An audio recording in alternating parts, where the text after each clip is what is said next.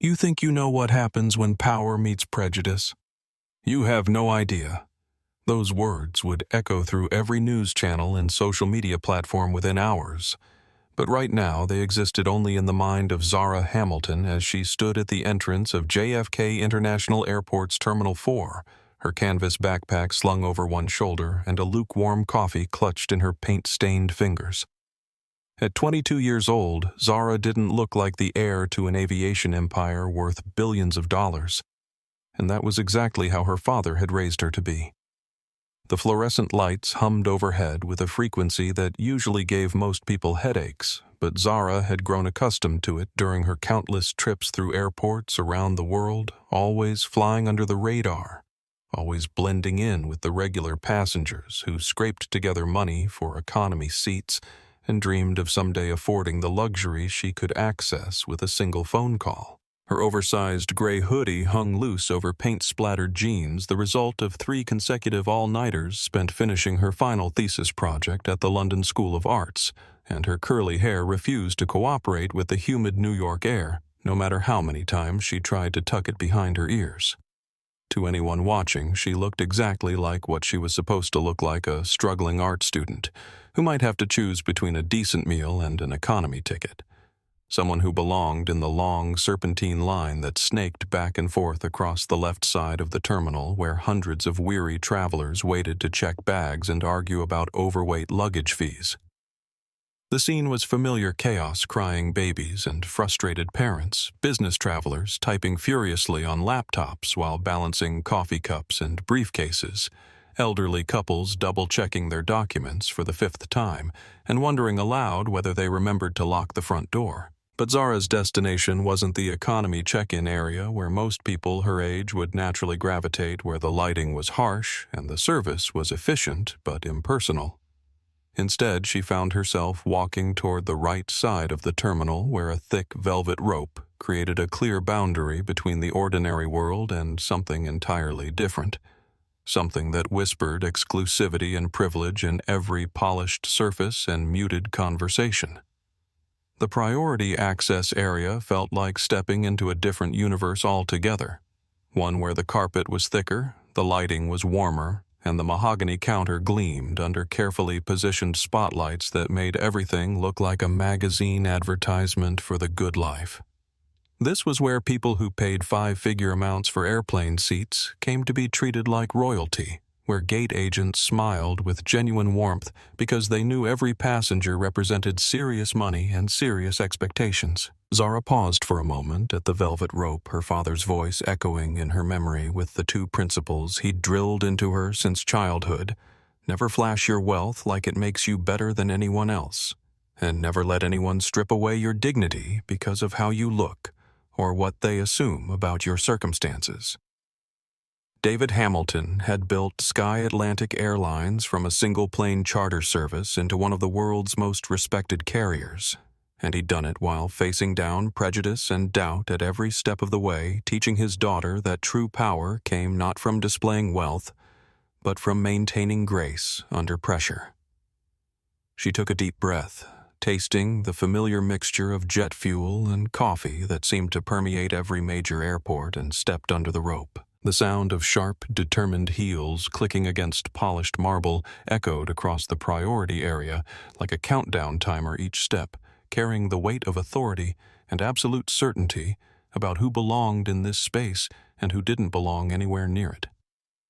Zara didn't look up immediately from organizing her documents, but she could feel the approaching presence like a storm front moving in, bringing with it the kind of energy that made the air feel heavier and more charged. When she finally raised her eyes, she found herself face to face with Sandra Norris, whose name tag was pinned with military precision to a navy blazer so pristine it looked like it had been pressed moments before she put it on. Sandra was a woman in her early 50s who had clearly spent decades perfecting the art of looking down on people even when they were standing at eye level, and her platinum blonde hair was arranged in a style so rigid it could probably survive a hurricane without losing a single strand. Sandra's gaze swept over Zara with the methodical thoroughness of a security scanner, taking in every detail from the scuffed sneakers to the paint under her fingernails, to the way her backpack looked like it had seen better days about 5 years ago. There was something in that assessment that went beyond mere professional courtesy, something that felt personal and judgmental and absolutely final, as if Sandra had already decided everything she needed to know about this young woman standing in front of her counter. "The economy check-in line is back there," sweetie, Sandra said without preamble, her voice carrying that particular tone that adults use when they're talking to children they consider both bothersome and slightly dim. She didn't even bother to point in the direction she meant, just gestured vaguely with one manicured hand, while her attention remained focused on rearranging a stack of brochures that were already perfectly aligned. Zara felt that familiar tightness in her chest, the same sensation she'd experienced dozens of times over the years when people looked at her and made instant assumptions about what she could afford, where she belonged, and what kind of treatment she deserved. But her father's training kicked in automatically, keeping her voice level and her expression calm, even as her heart rate picked up just slightly. "Actually, I'm checking in for first class on Flight 802 to London," she replied, reaching into her jacket pocket to retrieve her phone, where her boarding pass waited in digital format. Sandra's hands stilled on the brochures, and for the first time since Zara had approached the counter, the older woman looked directly at her. Really looked at her as if she were trying to solve a puzzle that didn't make sense according to everything she thought she knew about the world. The silence stretched out for several uncomfortable seconds, filled only by the distant sounds of announcements echoing through the terminal and the rolling wheels of luggage being pulled across tile floors. "This is priority access," Sandra said, finally her voice taking on a slightly sharper edge as if Zara might have missed the obvious signs indicating where she was standing. "It's specifically for first-class and global elite members, people who pay significant amounts of money for premium service and expect to be treated accordingly." The words hung in the air between them like a challenge, and Zara could sense the attention of other passengers beginning to focus on their interaction. At a nearby seating area, an elderly couple in obviously expensive clothing looked up from their newspapers, the woman wearing a string of pearls that probably cost more than most people's cars, and the man sporting a watch that gleamed with enough gold to fund a small country's education budget. "I understand that completely," Zara said, keeping her voice steady and professional despite the growing heat she could feel crawling up her neck. "That's why I'm here. I have a confirmed seat in first class, and I just need to check in and drop off my bag." Sandra's eyebrows rose slightly, creating perfectly symmetrical arches that somehow managed to convey both surprise and skepticism without her having to say another word. She leaned forward, just a fraction of an inch close enough that Zara could smell her perfume, something expensive and heavy that seemed designed to create distance rather than attraction. "And you're absolutely certain this ticket is legitimate?" Sandra asked, her tone suggesting that she was giving Zara one final opportunity to admit her mistake and retreat to where she really belonged.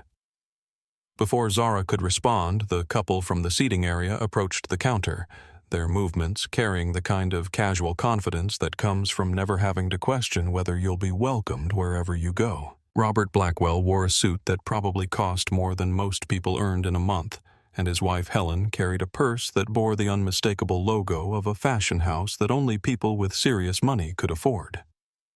"Excuse me," Robert said, his voice booming with the authority of someone accustomed to being the most important person in any room he entered. "We have a flight to catch, and we'd prefer not to wait while you deal with whatever situation this is." His wife nodded in agreement, looking at Zara with the kind of expression people usually reserved for insects they'd found in their soup. The tension in the priority area shifted like the atmospheric pressure before a thunderstorm, and Zara could feel every pair of eyes in the vicinity turning toward their little drama as if they were watching the opening scene of a play they'd all somehow agreed to attend. Sandra's posture straightened and her customer service smile became more pronounced, but there was something predatory about it now, something that suggested she was enjoying this moment far more than any professional should. "Mr. and Mrs. Blackwell." "How wonderful to see you again." Sandra gushed, her voice transforming instantly from the cool dismissiveness she'd shown Zara to the warm, honeyed tones reserved for people whose bank accounts commanded respect. I do apologize for this delay. We're just handling a small situation with someone who seems confused about their ticket validity. The words hit Zara like physical slaps, each one carefully chosen to reinforce the narrative Sandra was constructing in real time that Zara was a problem to be solved, rather than a customer to be served an obstruction, preventing real passengers from receiving the treatment they deserved. But Zara had been preparing for this moment for months, documenting similar incidents across different airlines and different cities, gathering evidence of a pattern that went far beyond any single gate agent's personal prejudices. I'm not confused about anything, Zara said firmly, pulling out her phone and navigating to her boarding pass with movements that were perhaps a bit more deliberate than necessary. I have a confirmed reservation in seat 1A, which I can show you if you'd take a moment to scan the code. Sandra's laugh was sharp and brittle like glass breaking in a controlled environment where the pieces had been carefully arranged to cause maximum damage. Honey, printing a fake QR code from the internet doesn't make you a first-class passenger. It makes you someone who thinks they can game a border that exists to protect legitimate customers from exactly this kind of disruption. The accusation of fraud landed in the space between them with the weight of a concrete block, and Zara felt her carefully maintained composure waver for just a moment. This wasn't just about a seat assignment anymore, or even about the casual racism she'd learned to navigate throughout her life. This was about her integrity, her honesty, her right to exist in spaces that people like Sandra thought should be reserved for people who looked like the Blackwells. I'm asking you to scan my ticket. Zara repeated, her voice carrying more steel now, though she kept her hands steady as she held out her phone. It will take exactly 3 seconds to verify that everything is legitimate. But Sandra was already reaching for the landline phone on her desk, her movements swift and decisive as if she'd been building toward this moment from the second Zara had appeared in her pristine priority area. Security to Gate 4 immediately, she announced into the receiver, her voice projecting far enough that everyone within a 50-foot radius could hear every word. We have a disruptive passenger refusing to vacate the priority area, and she's becoming increasingly agitated and potentially violent. The word violent hung in the air, like an accusation that couldn't be taken back, and Zara felt something cold and sharp settle in her stomach as she realized how quickly the situation was spiraling beyond her control. She hadn't raised her voice, hadn't made any threatening gestures, hadn't done anything except ask to have her ticket scanned. But Sandra was crafting a narrative that painted her as dangerous, unstable someone who needed to be removed for everyone's safety.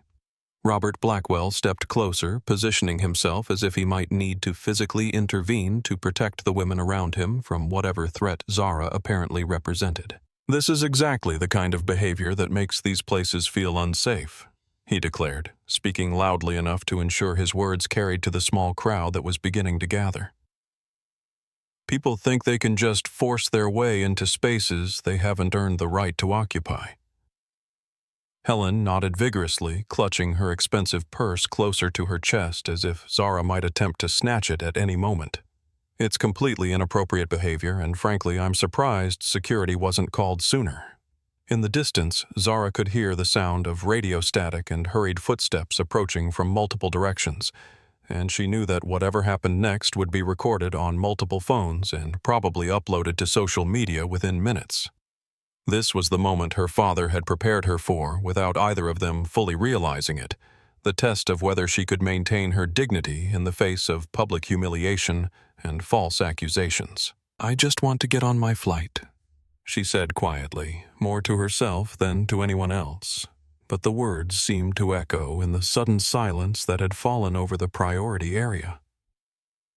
Officer Miller arrived with the kind of urgent authority that comes from years of dealing with what airport personnel called difficult passengers, but his hand was already resting on his radio before he'd even assessed the situation, his body language suggesting that he'd already decided who the problem was, based solely on Sandra's phone call, and the visual evidence of a young black woman standing in a space where she apparently didn't belong, according to someone in authority.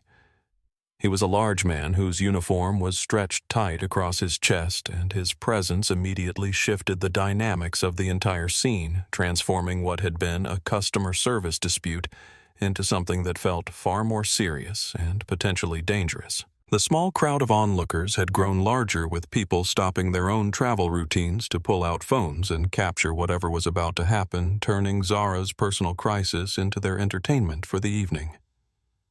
"Ma'am, I need you to step away from the counter and put your hands where I can see them," Miller said, his voice carrying the practiced authority of someone who expected immediate compliance. He didn't ask Sandra for her version of events, didn't request to see Zara's ticket, didn't even glance at the phone she was still holding with her boarding pass clearly displayed on the screen. Zara felt the world tilt slightly as she realized that nothing she could say or do would matter at this point, because the narrative had already been written by Sandra's phone call and her own appearance in a space where people apparently believed she didn't belong. The fluorescent lights seemed to grow brighter and more harsh, casting everything in the kind of unforgiving illumination that made everyone look sick and desperate. "Sir, I have a valid ticket for this flight," she said, keeping her voice as steady as possible, even though her heart was hammering against her ribs. "If someone would just scan the QR code on my phone, we could resolve this entire situation in about 10 seconds. Miller's expression didn't change, and his hand moved closer to the equipment on his belt, a gesture that made several people in the crowd gasp audibly. "I don't care who your daddy is or what kind of story you've cooked up," he said, stepping closer until he was well within her personal space. "Miss Norris is a respected employee with 15 years of experience, and she says you're causing a disturbance. That's enough for me." The casual dismissal of her father's relevance would have been ironic under different circumstances, but right now all Zara could focus on was the way Miller's proximity made her feel small and trapped, surrounded by people who had already decided she was guilty of something without bothering to examine any evidence. Sandra stood behind her counter with her arms crossed, looking satisfied and vindicated, as if this outcome proved everything she'd believed about people who tried to access spaces above their station. "This is ridiculous," Robert Blackwell announced to the crowd, his voice carrying the tone of someone delivering a lecture to people who obviously needed education. "I spend thousands of dollars a year with this airline, and I shouldn't have to watch them coddle someone who's clearly trying to scam her way into first class." His wife nodded emphatically, and several other passengers murmured agreement, their faces showing varying degrees of disgust and impatience as they watched Zara being treated like a criminal for the crime of wanting to board the airplane she'd paid to board. Miller reached for Zara's arm with the kind of grip that was designed to ensure compliance rather than provide guidance, his fingers wrapping around her bicep with enough pressure to leave marks that would last for days. "You can walk out of here on your own, or I can escort you out in handcuffs," he said, his breath hot against her ear. "But either way, you're leaving this terminal right now." The physical contact felt like a violation that went beyond the simple act of being touched by a stranger, because it represented everything her father had tried to shield her from, while still preparing her to navigate a world that would judge her based on assumptions rather than evidence. As Miller began to pull her away from the counter, Zara caught sight of her phone being pushed across the mahogany surface, Sandra claiming it as evidence of attempted fraud, while the boarding pass with her confirmed first-class reservation remained clearly visible on the screen.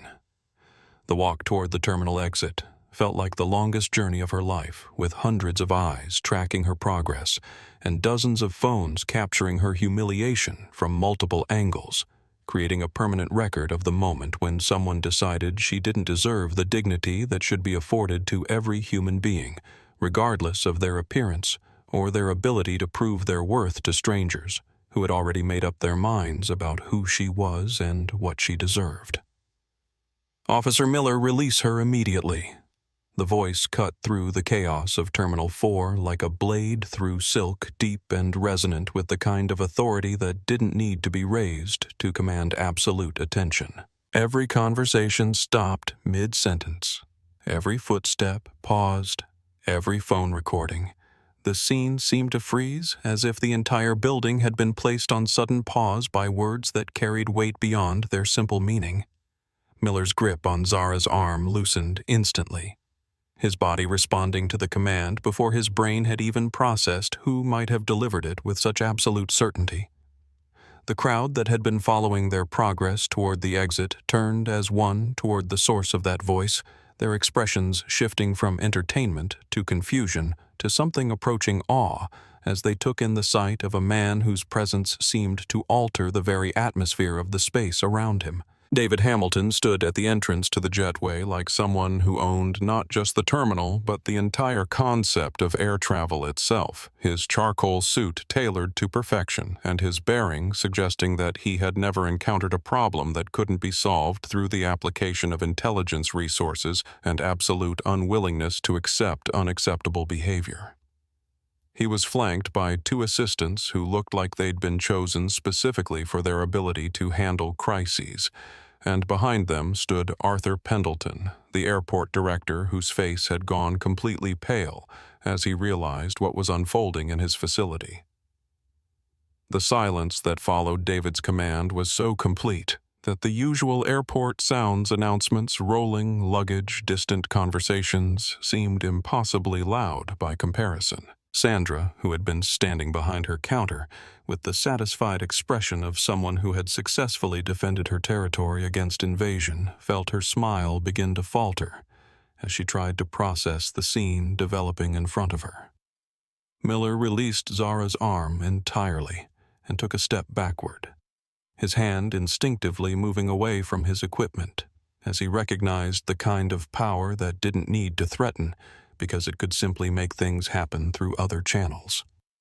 He didn't know who the man in the expensive suit was, but 15 years of airport security had taught him to recognize the difference between people who talked about having influence and people who actually possessed it. "Sir, this individual was disrupting our check-in procedures." Sandra called out, her voice carrying across the space between them with a brightness that sounded forced and slightly desperate. "We were simply following standard security protocols to ensure the comfort and safety of our legitimate passengers." But David wasn't looking at Sandra, wasn't acknowledging the Blackwells who stood nearby with expressions of growing confusion, wasn't paying attention to anyone except the young woman who stood in the center of this manufactured crisis, looking exhausted and hurt, but not defeated. His eyes found Zara's across the crowded terminal, and something in his expression shifted from cold authority to warm concern, the transformation so subtle that most people missed it, but so profound that it changed the entire energy of the situation. "Zara," he said, his voice softening while maintaining its underlying strength, and the single word carried enough love and protection and barely controlled fury to make several people in the crowd gasp audibly. "Dad," Zara whispered, and the word escaped her lips like a prayer, answered like the moment when someone drowning finally breaks the surface and can breathe again. The collective reaction was immediate, and electric phones swinging toward David as people tried to capture this unexpected twist, conversations erupting as passengers began to process the implications of what they were witnessing. Sandra's face went through several color changes in rapid succession, from confident pink to confused white to horrified gray, as she began to understand the magnitude of her mistake. David walked toward his daughter with measured steps, each footfall echoing against the polished floor with the weight of authority and absolute love. And when he reached her, he pulled her into an embrace that looked strong enough to shield her from falling buildings. The protective gesture was so instinctive and complete that it made the brutality of her treatment by Miller and Sandra appear even more shocking by contrast. Robert Blackwell, who had been enjoying his role as defender of proper order and appropriate boundaries, felt his confidence wavering as he processed the developing situation. This wasn't the narrative he'd expected, where a disruptive individual was removed and proper passengers could continue with their travel plans. This was something else entirely, something that made his earlier comments feel like they might have been spoken by someone who didn't understand the full scope of what was happening. Arthur Pendleton stepped forward, sweat beginning to form on his forehead despite the terminal's carefully controlled climate, because he was beginning to realize that what he'd initially dismissed as a routine passenger dispute was rapidly becoming the kind of public relations catastrophe that ended careers and launched federal investigations. "Mr. Hamilton," he said, his voice betraying just enough nervousness to confirm what several people in the crowd were beginning to suspect about the identity of the man who had just claimed the supposedly disruptive passenger as his daughter. The murmurs of recognition began to ripple through the onlookers, like waves spreading from a stone dropped into still water, as people pulled out phones to Google the name and confirm what they were beginning to suspect about who they were witnessing in this unfolding drama. Sandra's customer service smile had transformed into something that looked painful and desperate, like a mask that had been glued on too tightly and was now cutting into her skin as she tried to maintain the pretense that she had been acting appropriately throughout this entire encounter.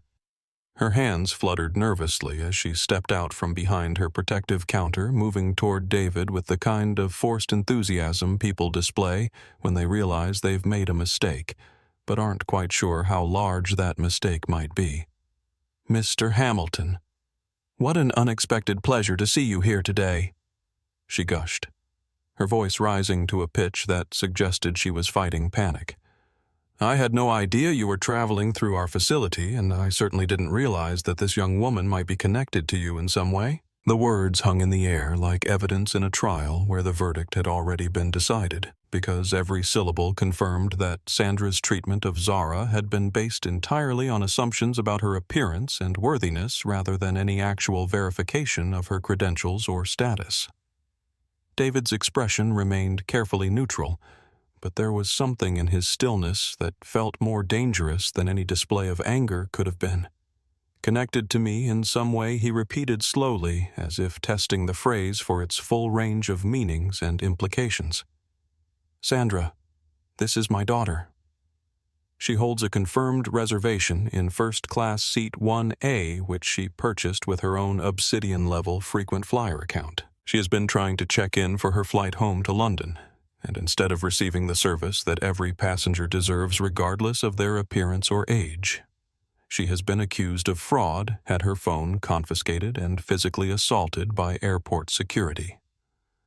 Each word fell like a hammer blow delivered with the precision of someone who had spent decades in boardrooms where the wrong phrase could cost millions of dollars and the right one could reshape entire industries. Sandra's face went through several more color changes as she processed the full scope of her situation, while the crowd around them began to document every moment of her public disgrace. Robert Blackwell, who had appointed himself the defender of proper standards and appropriate behavior, felt compelled to interject, despite the growing evidence that he might have misread the entire situation from the beginning. "Now, wait just a minute," he said, his voice booming with the kind of confidence that suggested he still believed his wealth and status gave him the right to control narratives. "I don't care if she's your daughter or anyone else's relative. The fact remains that she was disruptive, inappropriate, and frankly, she doesn't look like someone who belongs in first class." The silence that followed his declaration was so profound that it seemed to create its own gravity, pulling every nearby conversation to a halt and focusing all attention on the man who had just announced to a crowd of recording phones that someone's worthiness to occupy a seat on an airplane could be determined by their appearance. David turned toward Robert with the kind of slow, deliberate movement that suggested he was taking careful inventory of everything he was seeing and hearing. "She doesn't look like she belongs in first class," David repeated, his voice carrying just enough volume to ensure that every phone recording the scene would capture his words clearly. "And what exactly does someone need to look like to deserve basic human dignity and respectful treatment from airline employees?" The question was delivered with the kind of surgical precision that made it impossible to answer without revealing the ugly assumptions that had been driving everyone's behavior from the moment Zara had approached Sandra's counter. Robert opened his mouth to respond, then seemed to realize that anything he said would only make his position worse, while his wife clutched her expensive purse and looked around as if searching for an exit that might allow them to escape from a situation that was rapidly becoming a public relations nightmare. Miller, who had been standing uncertainly nearby since releasing Zara's arm, attempted to salvage some authority from the wreckage of his professional judgment. "Sir, I was responding to a report of a disruptive passenger," he said, his voice carrying just enough defensiveness to suggest that he was beginning to understand how thoroughly he had mishandled the situation. Miss Norris indicated that there was a security concern, and I followed standard protocols. David's attention shifted to the security officer with the kind of focus that made Miller instinctively step backward, as if he were a small animal who had suddenly realized he was being observed by a much larger predator. "Standard protocols," David said, his voice dropping to a register that somehow carried more menace than shouting would have. "Your standard protocol is to physically assault passengers without verifying their credentials, confiscate their personal property without cause, and publicly humiliate them based solely on the word of an employee who refused to perform the basic function of scanning a boarding pass." The questions were rhetorical, but they hung in the air like charges in an indictment, creating a framework that transformed Miller's actions from appropriate security measures into something that looked increasingly like assault and harassment. Arthur Pendleton stepped forward again, his face now visibly sweating as he realized that every moment of this encounter was being recorded and would likely be dissected by lawyers, investigators, and social media commentators for months to come. "Mr. Hamilton, I want to assure you that this is not representative of our usual standards," he began. But David held up one hand in a gesture that was somehow both polite and absolutely final. "Arthur, before you say anything else, I think you should retrieve my daughter's phone and scan her boarding pass," David said, his tone suggesting that this was not a request, but a directive that would be followed immediately and without further discussion.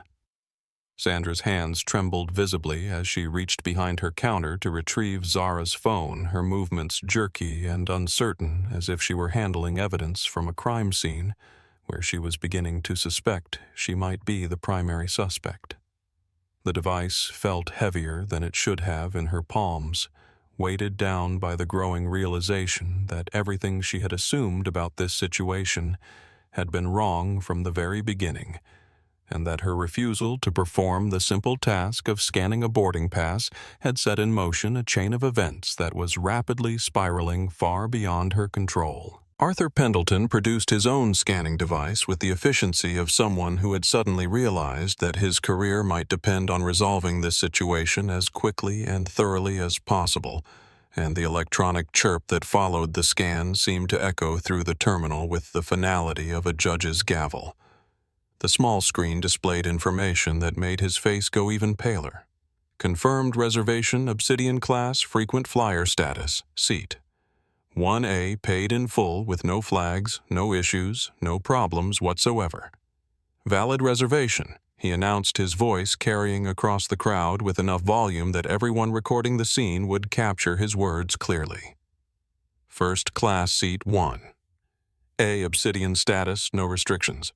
The confirmation hit Sandra like a physical blow, because it meant that everything she had done, every assumption she had made, every word she had spoken to justify her treatment of Zara had been based on nothing more than her own prejudices and her unwillingness to perform the basic functions of her job. The young woman she had accused of fraud, reported to security, and had physically removed from the terminal was exactly who she had claimed to be all along. But David wasn't finished with his examination of what had happened, because 25 years of running an airline had taught him that surface-level problems usually indicated deeper issues that needed to be addressed before they could cause even more damage. He pulled out his own device, a tablet that connected directly to Sky Atlantic's mainframe with administrative privileges that only 3 people in the company possessed, and began navigating through screens that showed real-time passenger information and operational logs. "Sandra, let me ask you something," David said, his voice maintaining that calm, professional tone that somehow felt more ominous than anger. "When did you first access my daughter's reservation today?"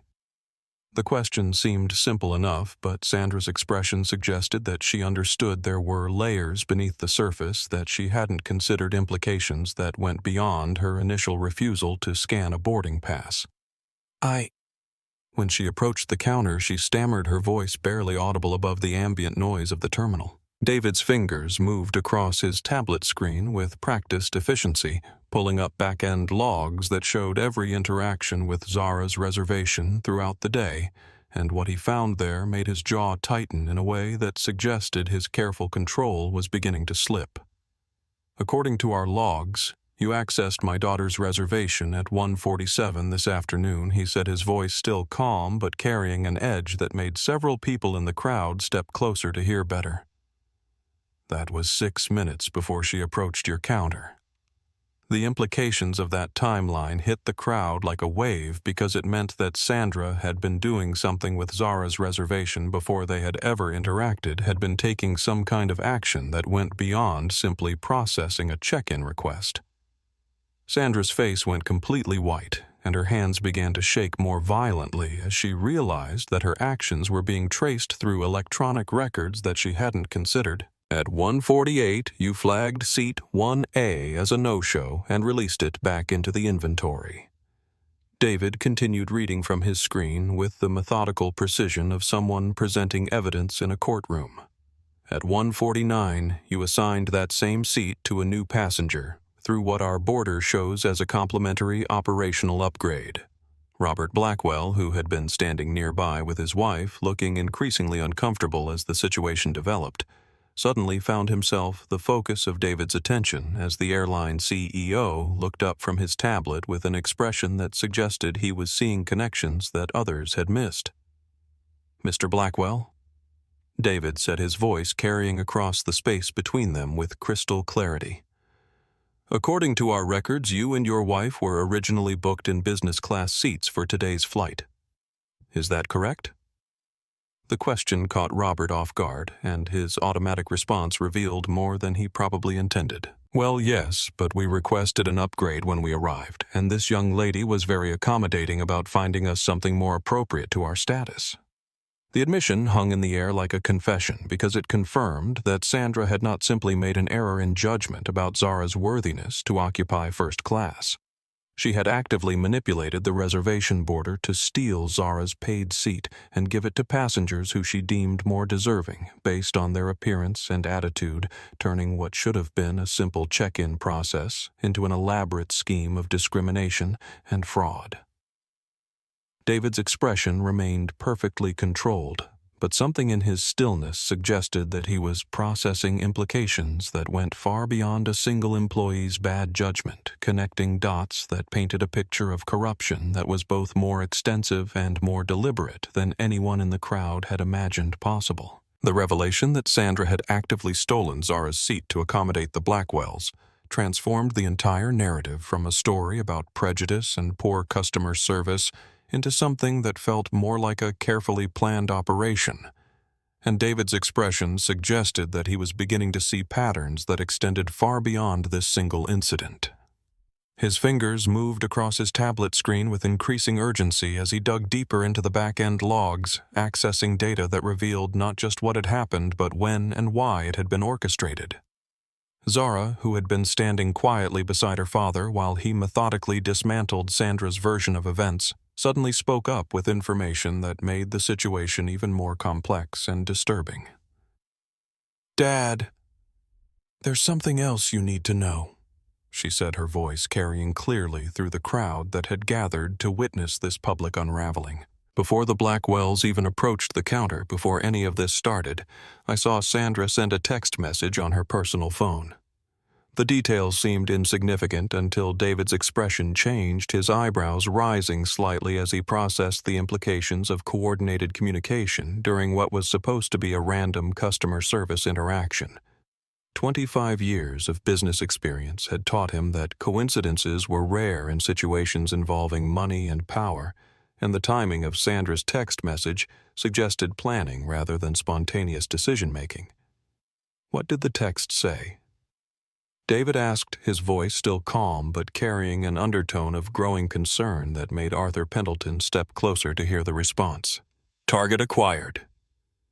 Phase 1 complete, Zara replied, her voice steady despite the weight of what she was revealing to a crowd of recording phones and increasingly attentive onlookers. The phrases hit David like physical blows because they represented the language of coordinated operations rather than customer service disputes, suggesting that his daughter's humiliation had been orchestrated as part of some larger plan that he was only beginning to understand.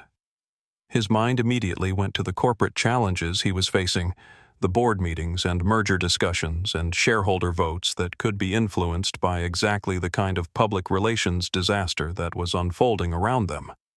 Sandra's face had gone beyond pale to a shade that suggested she might be on the verge of physical collapse, and her eyes darted around the crowd as if she were looking for an escape route that didn't exist because every moment of this encounter was being recorded and would soon be available for analysis by anyone who wanted to examine her actions in detail. Sandra, David said, his voice carrying the weight of absolute authority and barely controlled anger.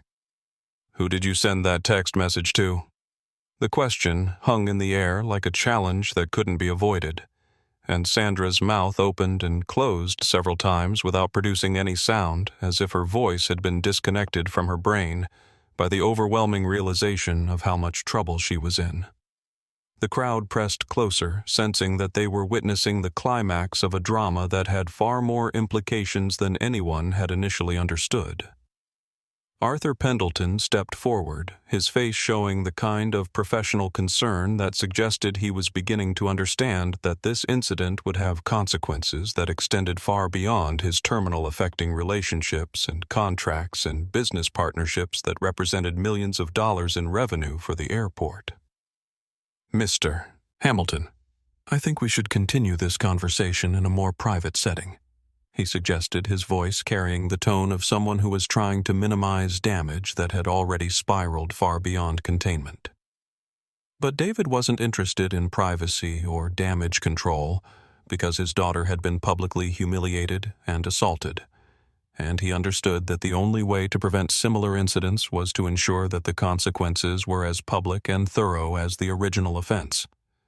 No, Arthur. I think this conversation needs to happen right here, where everyone can see exactly how Sky Atlantic Airlines handles passengers who don't fit someone's assumptions about who deserves respect. His words carried across the terminal with the kind of clarity that made it impossible for anyone to misinterpret his position, and the phones recording the scene captured not just his statement, but the expressions of everyone involved, creating a permanent record of a moment when corporate power was used to defend dignity rather than protect profits. The crowd had grown larger as word spread through the terminal that something significant was happening at Gate 4, and the mixture of passengers, airline employees, and airport staff created an audience that represented every level of the aviation industry, from the people who cleaned the planes to the executives who decided airline policy. David's tablet chimed with an incoming message, and when he glanced at the screen, his expression shifted again, this time in a way that suggested he had just received information that confirmed his worst suspicions about what was really happening and who was responsible for orchestrating his daughter's treatment. The Sky Atlantic headquarters building pierced the London skyline like a glass needle, its 43 floors representing decades of David Hamilton's vision and determination to create an airline that treated every passenger with dignity, regardless of their background or appearance.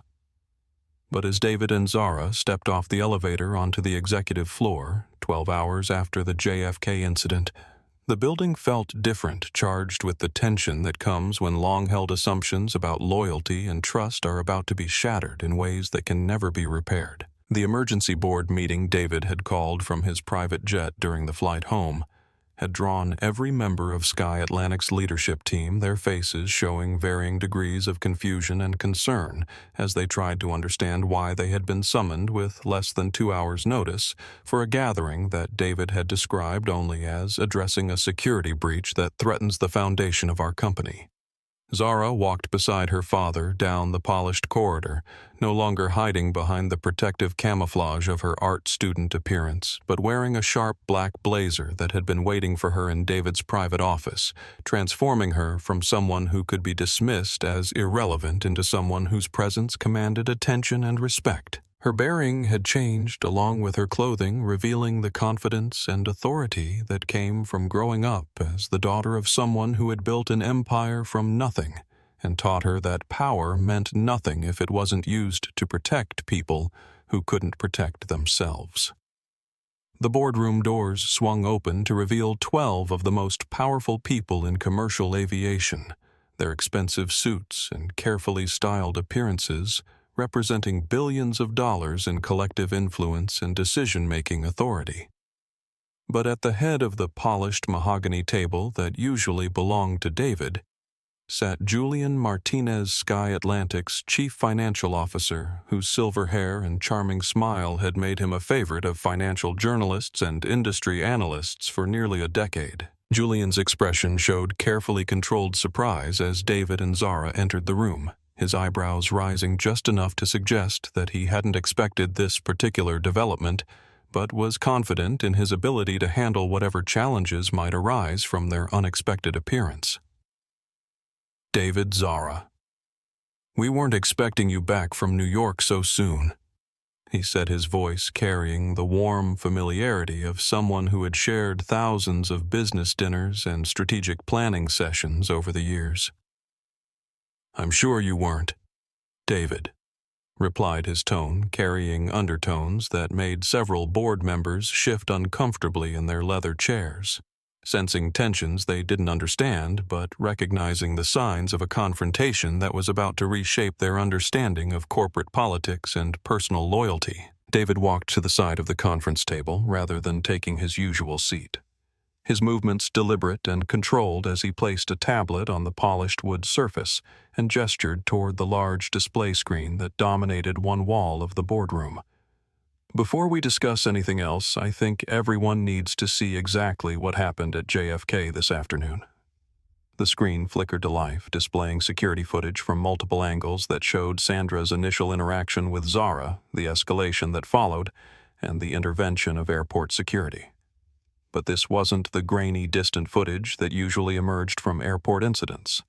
This was high-definition video from cameras positioned behind the check-in counter, capturing every expression, every gesture, every word with crystal clarity. The board members watched in growing discomfort as the scene unfolded, their faces showing varying degrees of shock and embarrassment, as they witnessed one of their airline's employees publicly humiliating a passenger based purely on assumptions about her appearance and worthiness. But David wasn't finished with his presentation, because the security footage was only the beginning of a story that went much deeper than anyone in the room had imagined. "What you're watching," David said, his voice cutting through the silence that had fallen over the boardroom, "was not a random incident of poor customer service or unconscious bias. It was a coordinated operation designed to create exactly the kind of public relations crisis that could undermine shareholder confidence and influence the merger vote scheduled for next week." The screen changed to display a timeline of text messages overlaid on the security footage, showing Sandra's communication with an unknown number at precisely the moments when her treatment of Zara escalated from dismissive to actively hostile. The messages were brief but damning. "Target acquired," followed by Phase 1, complete, followed by a response that made several board members gasp audibly, "Make it ugly. We need footage." Julian's carefully controlled expression began to crack around the edges as he processed what he was seeing, his fingers drumming against the table in a pattern that suggested nervousness rather than the confidence he had displayed moments earlier. "David, surely you're not suggesting that this unfortunate incident was anything more than an employee making poor decisions under pressure?" But David had spent too many years in boardrooms and negotiation sessions to miss the subtle signs of someone who was trying to control a narrative that was slipping away from them, and Julian's response confirmed rather than dispelled his growing suspicions about who had orchestrated his daughter's humiliation and why. Zara stepped forward with the kind of quiet confidence that comes from growing up in boardrooms and learning to read the subtle dynamics that determine how power flows between people who are accustomed to getting their way through force of personality and financial leverage. The board members turned their attention to her with expressions that ranged from curiosity to skepticism, because while they knew she was David's daughter, most of them still thought of her as an art student whose understanding of business was limited to whatever she might have picked up through casual family conversations. "Actually, Uncle Julian," Zara said, using the familiar form of address that she'd been taught to use for her father's closest business associates while simultaneously creating distance through her tone. The incident at JFK was just the visible part of something much more complex that's been happening for months. She pulled a sleek black USB drive from her blazer pocket, the small device representing hundreds of hours of analysis that she had conducted during her gap year between art school and whatever came next. Time that everyone had assumed she was spending on painting and creative projects, but which she had actually dedicated to understanding the financial structures and operational patterns of the company she would someday inherit. "Dad gave me access to Sky Atlantic's financial data during the flight home." She continued inserting the drive into the conference room's computer border and navigating to files that showed charts, graphs, and data analysis that revealed patterns most of the board members hadn't noticed, despite their decades of experience in corporate finance. The screen filled with a complex web of connections between shell companies, offshore accounts, and transaction patterns that painted a picture of financial manipulation that was both sophisticated and extensive, involving millions of dollars in diverted funds and falsified reports that had been hidden within the airline's legitimate operational expenses for years. "The story you told the board about Sky Atlantic losing money on our premium passenger services," Zara said, her voice steady as she walked through data that revealed the truth behind years of financial presentations and strategic planning sessions, was based on numbers that had been artificially inflated to support arguments for cutting services and raising prices.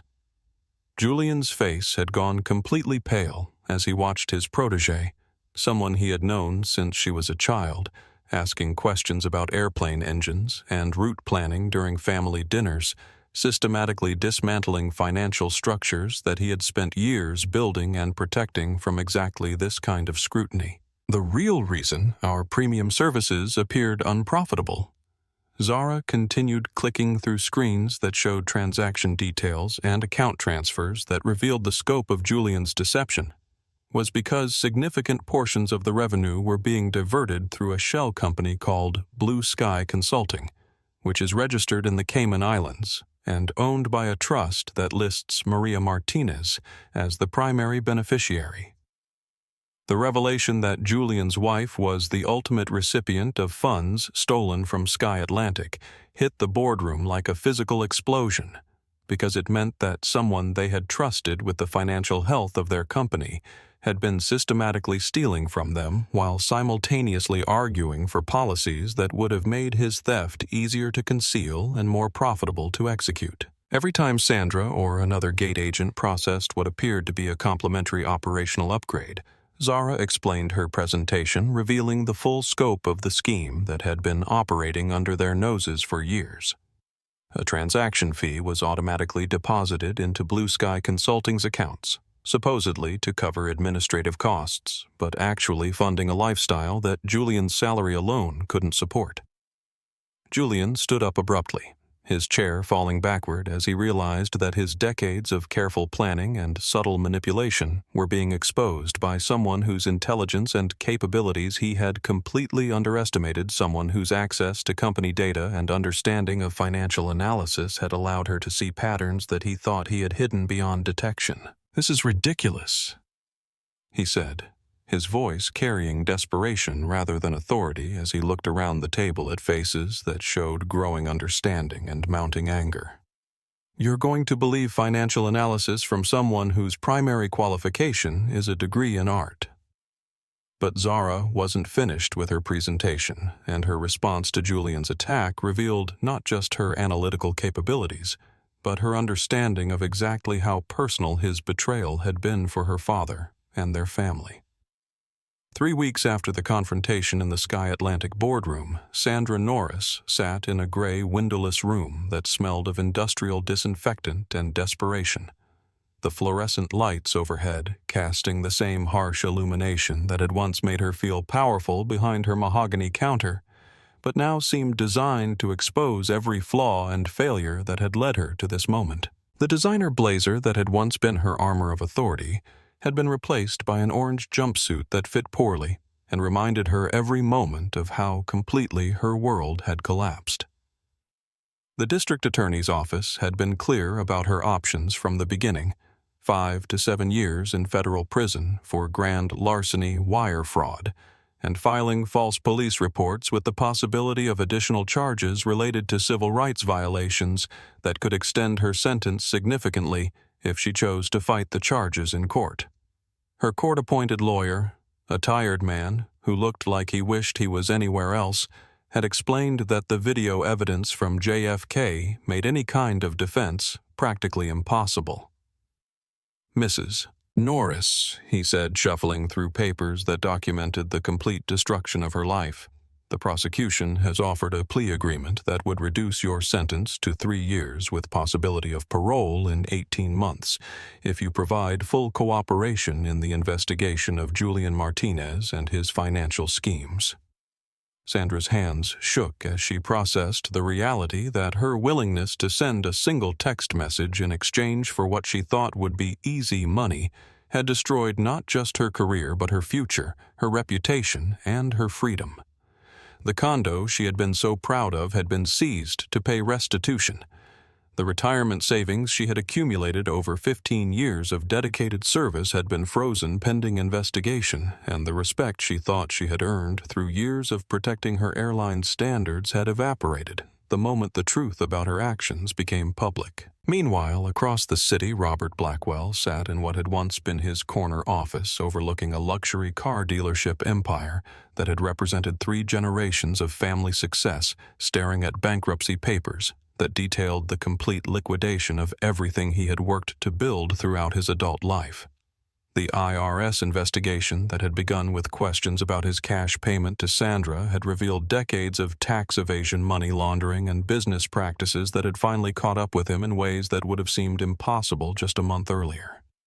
His wife's abandonment had been swift and absolute, taking their joint assets and leaving him with nothing but legal bills and the growing realization that his arrogance at JFK Airport had cost him everything he had ever valued. The $2,000 he had paid Sandra for a first-class seat upgrade had triggered a federal investigation that had uncovered $50 million in hidden income and fraudulent business practices, making him a cautionary tale that would be studied in business schools and law enforcement training programs for decades to come. Helen Blackwell had filed for divorce within hours of the bankruptcy announcement, her statement to the press emphasizing that she had been completely unaware of her husband's illegal activities and would be cooperating fully with all investigations while rebuilding her life far away from the man whose prejudice and pride had destroyed their family's legacy. The transformation was complete and irreversible, turning people who had once felt entitled to treat others as inferior into examples of how quickly privilege could disappear when it was built on foundations of discrimination and fraud, rather than genuine achievement and respect for others. Julian Martinez, whose silver hair and charming smile had made him a fixture in financial magazines and industry conferences for nearly a decade now, found himself in a federal holding facility awaiting trial on charges that could result in 25 years in prison.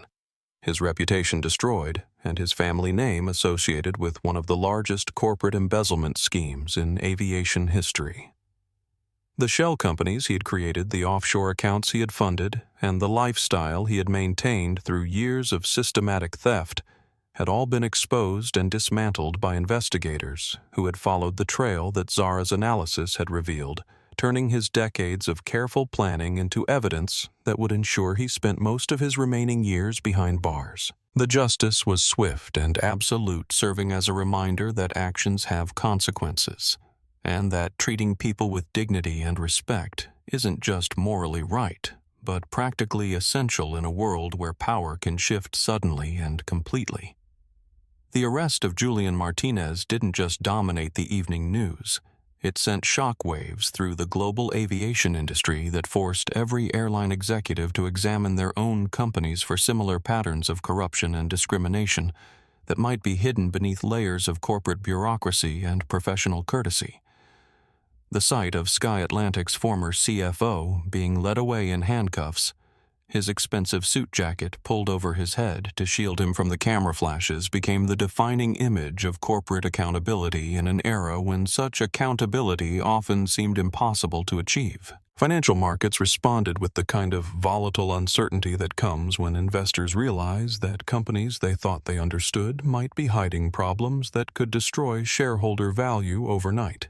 And Sky Atlantic's stock price fluctuated wildly as analysts tried to assess whether Julian's crimes represented an isolated incident or evidence of broader border failures that could indicate additional financial irregularities. But David Hamilton's response to the crisis was swift and comprehensive, demonstrating the kind of leadership that turns potential disasters into opportunities for positive transformation that benefits everyone involved, rather than just protecting those at the top of corporate hierarchies. Within 48 hours of Julian's arrest, he had announced a complete overhaul of Sky Atlantic's financial oversight procedures, customer service training programs, and corporate culture initiatives that would serve as a model for other airlines struggling with similar challenges. The changes weren't superficial or cosmetic. They were fundamental alterations to how the airline operated that addressed not just the specific problems that had led to Zara's humiliation, but the underlying attitudes and assumptions that had made such treatment seem acceptable to employees who should have known better. Every gate agent, flight attendant, and customer service representative would undergo mandatory training focused on treating all passengers with dignity and respect, regardless of their appearance, age, or apparent economic status. More significantly, David announced the creation of an independent oversight board that would include civil rights advocates, customer service experts, and community representatives who would have the authority to investigate complaints, review policies, and recommend changes that would prevent future incidents of discrimination or abuse. The board would publish quarterly reports on Sky Atlantic's performance in these areas, creating transparency and accountability that would make it impossible for problems to be hidden or ignored. The media coverage of these changes was overwhelmingly positive, with editorial boards and industry analysts praising David's willingness to use a personal crisis as an opportunity to address broader problems that affected millions of passengers who flew with airlines around the world. The story became not just about one family's response to discrimination, but about how corporate leaders could choose to be part of solutions rather than part of problems that had persisted for too long. Other airlines began announcing their own policy changes and training programs, clearly recognizing that the public attention focused on Sky Atlantic's reforms would inevitably lead to scrutiny of their own practices and procedures that might not withstand the kind of detailed examination that Zara's incident had triggered. Congressional hearings were scheduled to examine discrimination in commercial aviation, with legislators from both parties expressing outrage at the treatment Zara had received and demanding industry-wide reforms that would ensure similar incidents couldn't happen again. The hearings would feature testimony from civil rights advocates, former airline employees, and passengers who had experienced discrimination, creating a public record that would influence policy decisions for years to come. The transformation extended beyond policy changes to fundamental shifts in how aviation industry leaders thought about their responsibilities to passengers and communities, with Sky Atlantic's response becoming a case study in how companies could choose to lead rather than follow when confronted with evidence of wrongdoing within their organizations. David's decision to make the consequences of Julian's crimes as public as the original incident sent a clear message that accountability wasn't just a corporate buzzword, but a principle that would be enforced regardless of someone's position or influence within the company, creating a culture where employees knew that treating passengers with disrespect would result in serious professional and legal consequences. 6 months after that humiliating afternoon at JFK Airport, Zara Hamilton walked through Terminal 4 wearing the same paint-stained jeans and canvas backpack that had once marked her as someone who didn't belong in the priority boarding area. But this time her appearance was a choice rather than a disguise, a deliberate decision to test the changes that had transformed Sky Atlantic's approach to passenger service from the ground up. The terminal itself had undergone a physical transformation that reflected the deeper cultural changes David had implemented throughout the airline, with the harsh fluorescent lighting replaced by warm LED systems that made everyone look healthier and more human, and the intimidating velvet ropes that had once created clear boundaries between classes of passengers removed entirely and replaced with flowing queue management systems that emphasized efficiency over exclusivity. The mahogany counter where Sandra had once stood like a guardian protecting sacred space had been replaced with an open welcome hub where agents worked at eye level with passengers, their uniforms designed to look approachable rather than militaristic, and their training focused on problem-solving and customer advocacy rather than rule enforcement and boundary maintenance. Zara approached one of the new agents, a young woman whose name tag read Sarah, and whose genuine smile suggested that she actually enjoyed helping people navigate the complexities of air travel, rather than viewing passengers as obstacles to overcome or problems to solve through force and intimidation. "Good morning, Sarah," said her voice carrying warmth that felt natural rather than scripted. "Are you flying with us today?" "Yes, I'm heading to London," Zara replied, producing her phone with the boarding pass that showed her economy class seat assignment because she had chosen to test the system as a regular passenger rather than someone whose father owned the airline. "Wonderful," Sarah responded, scanning the QR code without hesitation and checking her computer screen for additional information that might help improve Zara's travel experience. "I see you're in a middle seat and the flight isn't completely full today, so I'd be happy to block the window seat next to you if you'd like a bit more space to stretch out." The offer was simple and genuine, representing the kind of thoughtful service that had once been reserved for passengers who paid premium prices but was now available to anyone who needed it regardless of their ticket type or apparent ability to pay for upgrades. "That would be amazing," Zara said, feeling a warmth that had nothing to do with the improved lighting and everything to do with being treated like a human being whose comfort and dignity mattered to someone whose job was supposed to involve providing service rather than making judgments.